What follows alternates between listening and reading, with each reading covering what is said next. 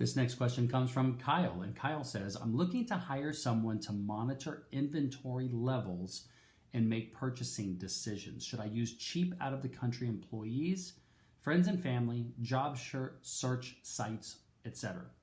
The background is I'm an Amazon seller. I purchase products at wholesale prices and ship the products to Amazon warehouses, which then fulfill orders to my customers. After speaking with Shawn, I know that I need to hire people to do the work I don't enjoy. Inventory needs to be monitored daily, and the employee will need to use tools and my past sales performance on these products to make an educated guess on how many units to be purchased. This is a crucial part of the business. If I have no inventory in stock, I can't make money. Okay, so this background gives me some good explanation of the advice I would give you.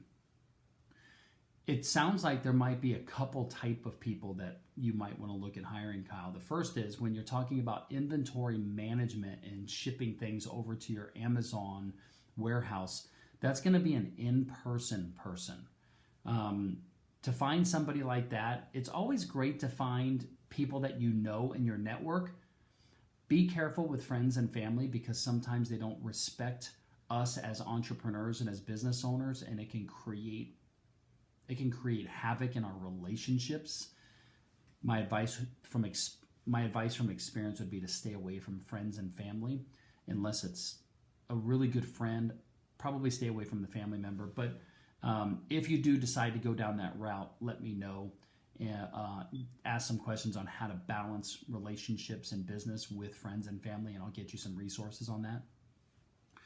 So I think it might be good for you to take a look at what is the strongest need for you right now. If it's monitoring inventory, it sounds like that's a combination between somebody with the foot on the ground, which means a physical presence, and then it could also be a combination in tandem with somebody remote who is doing the online portion of the process.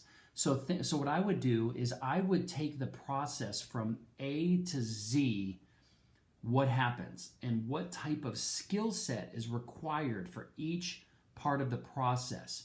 For instance, you researching what types of products. Is that something that could be subcontracted out, and how would you train that person to know what to look for? Then somebody has to actually order it. They have to determine at what price and at what quantity. Is that the same person, or is that somebody else with a different type of skill? And how would you train that person? Then you have to receive that merchandise physically in your location. What is the skill and experience required of that particular person, and could that be subcontracted out? Then you need somebody who can facilitate boxing it up, entering the information into your inventory management system, and then shipping it to the Amazon warehouse. What skill is required for that? And can some of these things be done by one person, or is it going to take multiple people? So go all the way down your flow of your processes and determine what things can be done by one person, what types of things are going to need a multiple person type of scenario. Then you can start determining where you're going to hire. As far as hiring physical people, I mean, there's a lot of different websites. There's LinkedIn, there's Indeed, there's Craigslist, there's word of mouth through your network, lots of different sites like that to try. Over time, you just learn that you kind of have to just try all of them. And that's where it's really important to start asking questions of what kind of questions you'd want to ask on an interview. How do you want to perform the interview?